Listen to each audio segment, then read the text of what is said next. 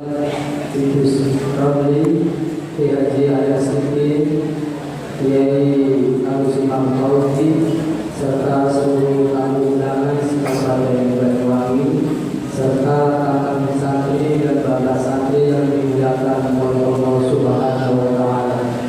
Untuk mengawali acara pada sesi yang kedua ini, alangkah baiknya kita membaca sholawat terlebih dahulu. Allahumma sholli ala sayyidina Muhammad. Baiklah, kita ikuti bersama paduan suara rekan kita dari PK IPPNU Ponpes Darussalam, yang mana paduan suara ini insya Allah pada tanggal 28 Agustus 2016 akan mewakili TC IPPNU Banyuwangi di Surabaya mengikuti lomba. Kita doakan semoga bisa meraih juara satu. Sudah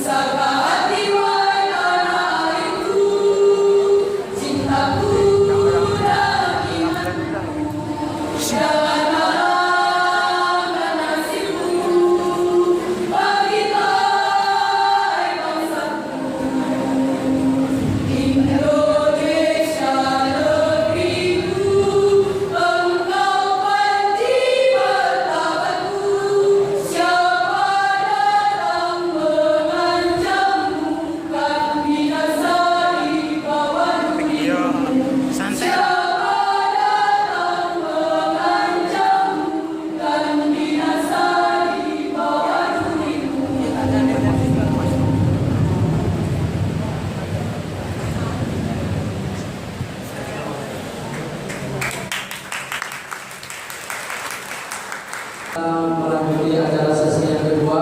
Nanti kalau saya bilang siapa kita, jawabannya adalah NU.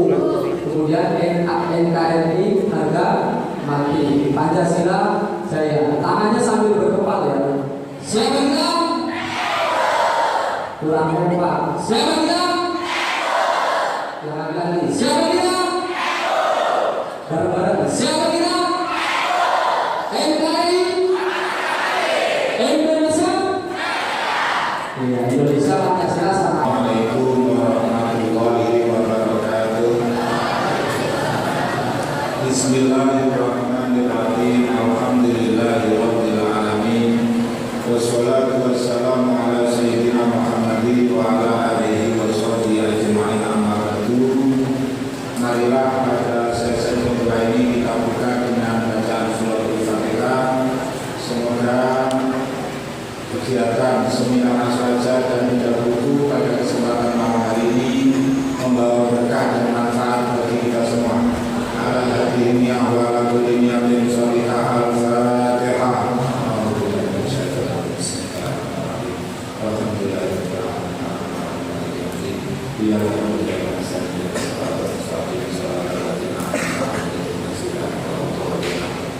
Terima kasih. Selanjutnya sebelum sesi tanya jawab kita buka, kita tagih dulu cerita dari Kiai Rusam ini tentang dialog beliau dengan tokoh hati di Sulawesi tadi. Kepada beliau kalau Kiai Rusam ini kami persilakan.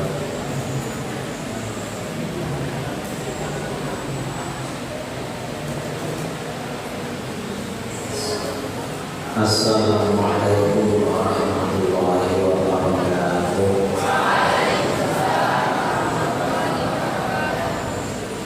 Bismillahirrahmanirrahim. Alhamdulillahirabbil alamin. Lahul hamdu wa lahul fadlu wa lahus sana'u wa lahul hasan. Wa sallallahu ala nabiyyil rahim wa malaikatihi muqarrabin. Ala sayyidina وعلى آله وصحبه أجمعين. Para peserta, saudara moderator, Bismillahirrahmanirrahim, dan adik-adik peserta seminar sebagai yang saya hormati, pimpinan HTI diundang beserta anak buahnya dan datang. Saya menyampaikan pada waktu itu bahwa bagi Nahdlatul Ulama, konsep kebangsaan umat Islam di Indonesia yang sepakat menerima Pancasila dalam bingkai NKRI itu sudah final, tidak perlu dibicarakan lagi. Lalu kata yang HTI ini belum tidak bisa kiai, karena di dalam Al-Quran udkhulu fis-silmi kafah, masuklah kalian ke dalam Islam secara totalitas. Kalau kita ini menerima Pancasila dan NKRI, Islam kita tidak total, setengah-setengah. Akhirnya saya terangkan ada lebar masalah itu. Saya mengerti Islam kafah itu artinya apa? Yang dimaksud Islam kafah itu artinya apa? Saya terangkan panjang lebar bahwa orang itu wajib berislam secara kafah. Secara kafah ini artinya ya, semua ajaran agama kita laksanakan dan semua larangannya kita tinggalkan. Kalau yang dimaksud dengan Islam kafah ini adalah dalam konteks individual, setiap pribadi harus mengamalkan ajaran Islam secara kafah, memang betul. Kita itu wajib Islam kafah. Tapi kalau Islam kafah ini artinya kita terapkan pada orang lain, apakah dalam konteks kenegaraan secara hukum ya seluruh Indonesia misalnya, NKRI kita ganti negara kesatuan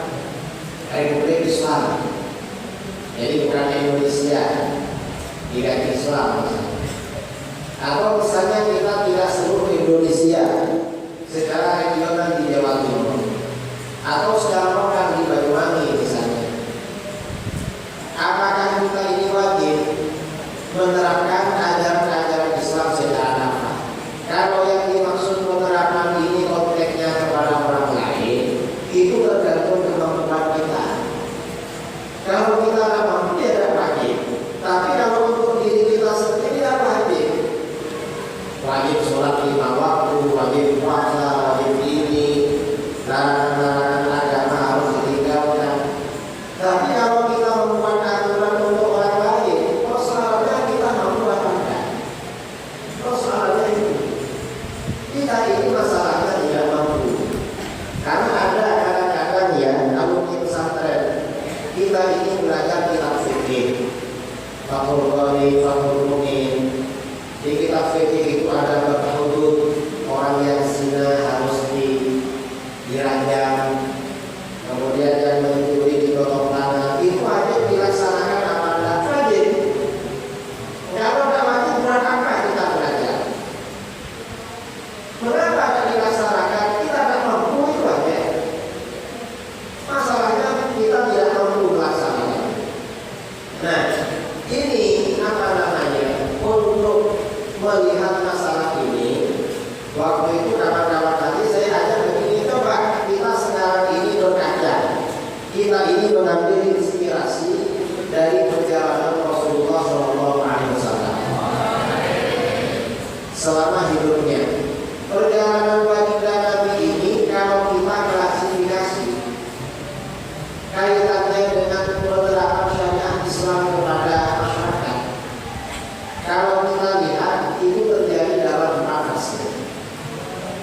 Fase pertama bagaimana? Fase ketika Nabi ada di Mekah.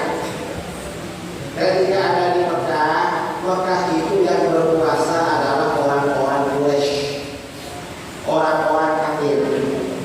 Itu yang punya otoritas penuh, orang kafir. Bahkan di sekitar Ka'bah itu ada sekitar 360 patung atau berhala. Di sekitar Ka'bah ini ada sekitar 360 patung atau berhala. Orang-orang Mekah waktu itu masih minum khamr, bermain judi, berzina dan lain sebagainya. Tapi bagaimana? Apakah Nabi menerapkan hukum qisas? Hukum wajar? Tidak. Apakah Nabi merobohkan patung-patung yang ada di sekitar Ka'bah? Tidak. Tapi walaupun tidak, Nabi tiap hari mengunjungi Ka'bah. Apakah bertawaf atau menunaikan sholat? Ini fase pertama. Jadi fase pertama seperti itu, otoritas penuh di Mekah ini memang ada di tangan orang-orang muslim. Fase kedua, ketika sekitar 80 orang sahabat oleh Nabi diperintahkan untuk hijrah, minta suaka politik ke luar negeri, yaitu ke negeri Habasyah, ke Ethiopia, di mana waktu itu Ethiopia rajanya seorang Kristen, undang-undangnya juga Kristen, kemudian masyarakatnya Kristen. Tetapi yang istimewa di sana, orang yang ada di sana tidak akan diperlakukan sewenang-wenang, tidak akan dizalimi. Karenanya Nabi memerintahkan sekitar 80 orang sahabat hijrah ke Habasyah. Bukan penduduknya Kristen, masyarakatnya Kristen. Ini fase kedua. Kemudian fase ketiga, ketika Nabi hijrah ke Madinah pada awal-awal.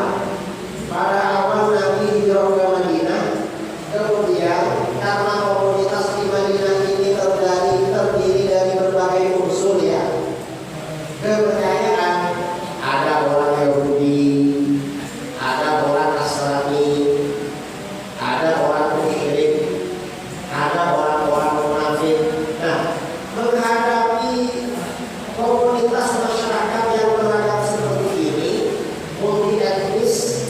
juga multi kepercayaan. Akhirnya Nabi membangun kesepakatan dengan penduduk Madinah yang disebut dengan piagam Madinah. Isi piagam Madinah itu bagaimana? Masing-masing pengikut agama bebas menjalankan ajaran agamanya masing-masing, tetapi mereka terikat untuk menjaga suasana kota Madinah sebagai daerah yang damai, aman, dan berkah. Satu sama lain saling menghargai dan tidak saling mengganggu. Itu adalah piagam Madinah. Ini fase ketiga.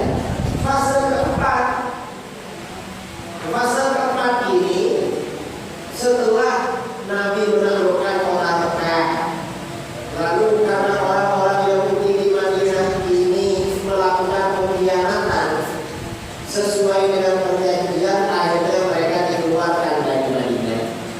Setelah itu, karena negara suku-suku Arab yang mengganggu ajaran agama sudah ditaklukkan, seluruh Jazirah Arab bahkan tunduk di bawah kekuasaan Nabi, baru kemudian hukum agama diterapkan secara kafah dalam konteks kemasyarakatan.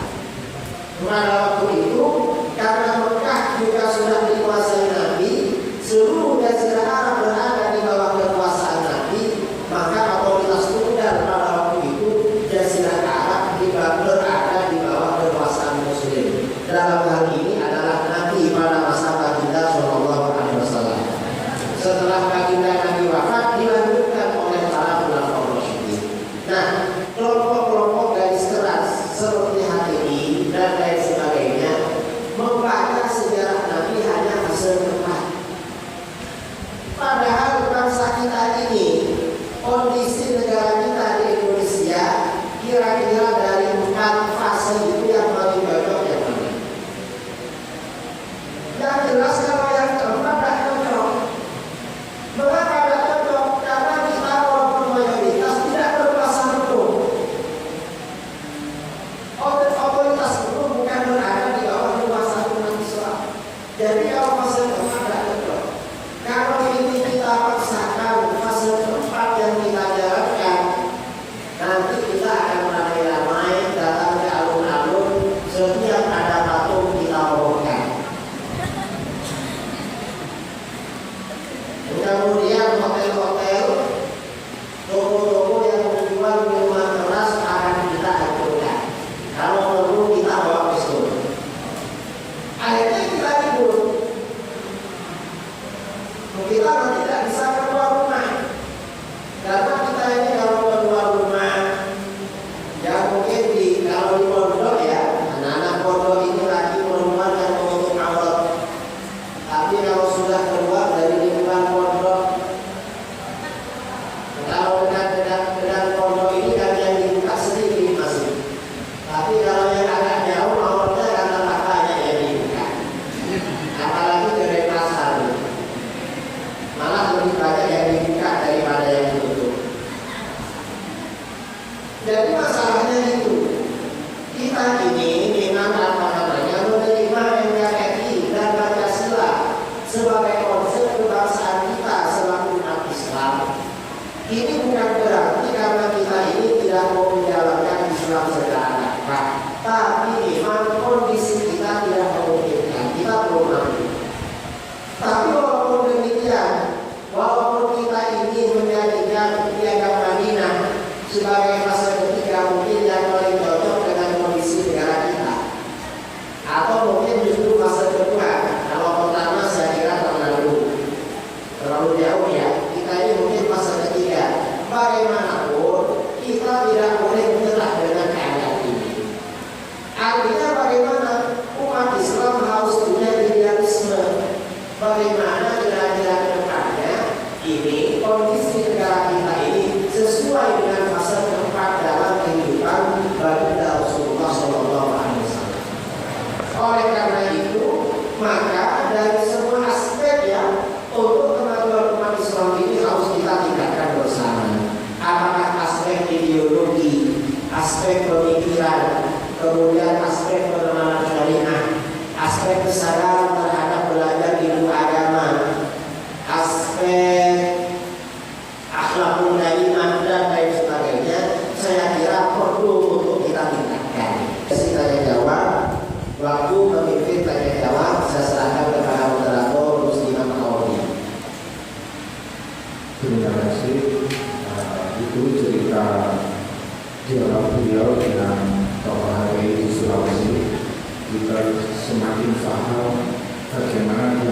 Islam dan kebangsaan serta sudut pandang Ahlussunnah wal Jamaah terhadap kepemimpinan.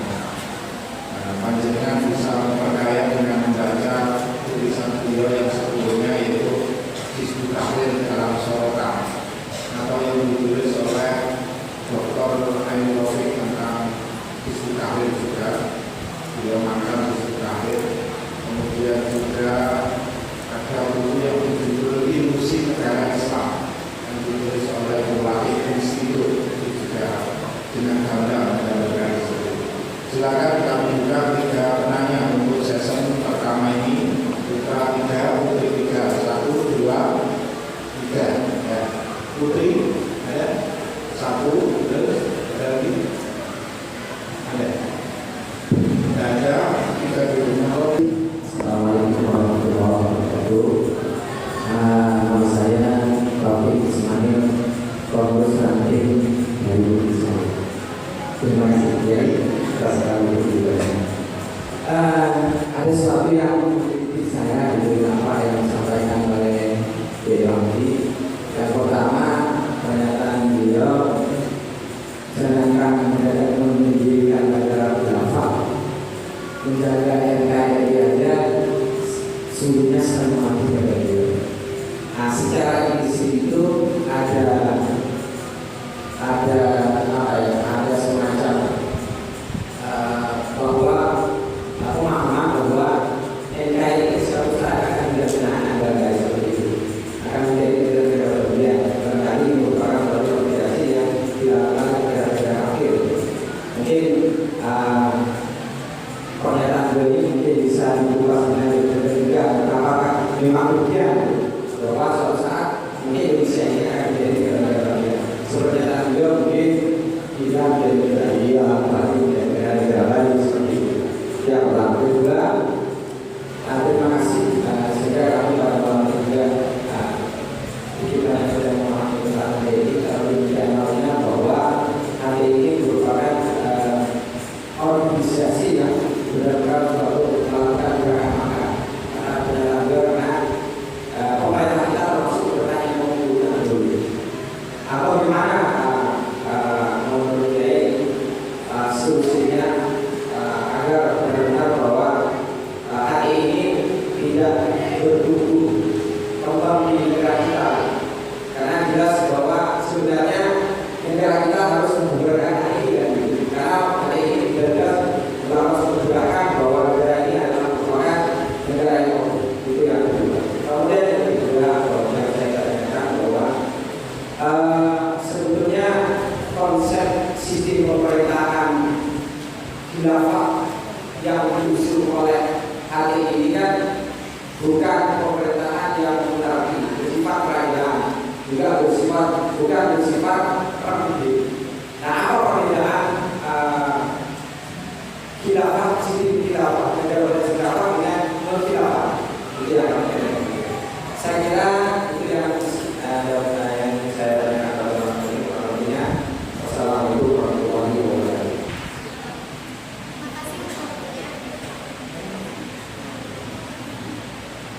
Assalamualaikum warahmatullahi wabarakatuh. Terima kasih untuk waktunya. Di sini langsung saja saya akan bertanya. Berarti HTI itu menganggap rukun iman yang keenam itu berarti rukun iman yang bagaimana saja?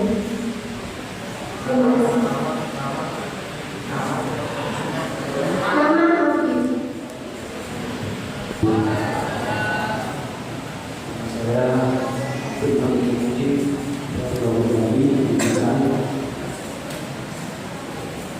kami ingin bertanya mengenai ayat wahid Allahu dari malaikati ya al-khalifah wa yasbiqu bima wa nahnu sa'atu bihamdihi surat al-ladzi ya'lamu moga disebutkan dari paham. Yang kedua, tadi ada fase tentara ini kalau di Indonesia fase yang kedua atau yang kira-kira menurut Bapak Kiai fase yang keempat ini Lama enggak prosesnya? Masalahnya butuh proses. Allah mengatakan di dalam Al-Quran, wa laqad khalaqnal insana wa laqad khalaqnas samawati wal ardha wa ma bainahuma fi sittati ayyamin. Butuh proses. Sedangkan Allah pun fayakun jadi. Kenapa Allah menjadikan kelahiran bumi dan jenisnya 6 hari? Itu menunjukkan kepada makhluknya supaya membutuhkan proses. Berhubungan dengan fase yang tepat, ini kan membutuhkan proses. Kapan kira-kira proses ini tercapai? Sekian dari kami. Wassalamualaikum warahmatullahi wabarakatuh. Terkait dengan beberapa pertanyaan saya, yang pertama, apakah ada dampak dari beberapa negara yang sudah termasuk golongan HTI, termasuk mungkin Indonesia, Syria atau Iran? Yang pertama.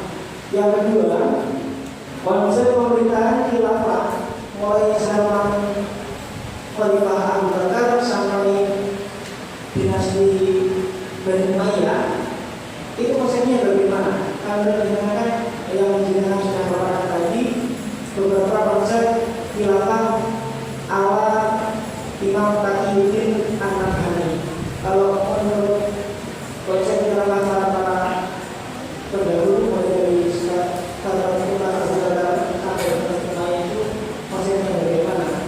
Terus yang ketiga, HTI ini berpaham apa dan bermakna atau tidak? Mungkin itu saja dari kami. Wassalamualaikum warahmatullahi wabarakatuh. Assalamualaikum warahmatullahi wabarakatuh. Informasi dari panitia bahwa acara ini sudah dapat dilihat di YouTube masih durasi 30 menit. Prolognya yaitu dengan judul sama dengan mengupas konsep khilafah ini. Bukunya Situs. Silakan saya buka. Saya pakai bedah bukunya dari Situs. Pertama begini, hadis masa pemerintah yang dari saya dituduhkan al-khilafatu di umati sangat dilaksanakan. Kemudian dirot seperti kata kirot dari hadis yang ada di Samuro, inna hadal amro layak berbi hatta yang dia dibikinkan asyara khalifah. Hadis ini terkesan kan gitu, seperti itikad. Kemudian Kiai Idrus berhasil menjamin memolerasikan bahwa sebetulnya khilafah yang 30 masa pemerintahan itu merupakan akbar khilafahnya. Kemudian yang selanjutnya itu adalah hanya kerajaan-kerajaan yang boleh atau lalu kemudian muncul hadis ini masalah Umar bin Abdul Aziz itu. Nah, Umar bin Abdul Aziz itu dari waktu ini aku batas sama ini ya dulu al-ulama satu Abu Bakar, Umar, Utsman, Ali, Umar bin Abdul Aziz. Wa man siwahu wa huwa tazir. Lah munculnya hadis yang ketiga yang saya bingung. Ini apakah juga bisa dikolerasikan atau sehingga Umar bin Abdul Aziz itu bukan khalifah yang hakikat, hanyalah raja. Tapi kalau raja kemudian beliau ternyata raja yang sangat jujur dan tidak termasuk raja-raja muluk-muluk yang boleh. Mohon koordinasinya gimana ini dengan hadis yang ketiga ini? Munculnya hadis dari Abu Bakar bin Sama pada halaman yang 25. Dengan saya jadi bagus. Kita sama dengan saudara secara spesifik itu barangkali paham apa sebetulnya HTI. HTI itu kalau kita kesankan hanya sebuah gerakan politik, ngetren sekali masalahnya. Tapi kita butuh dengan sisi paham saja. Kalau sisi paham secara spesifik kita kenal, maka insya Allah teman-teman santri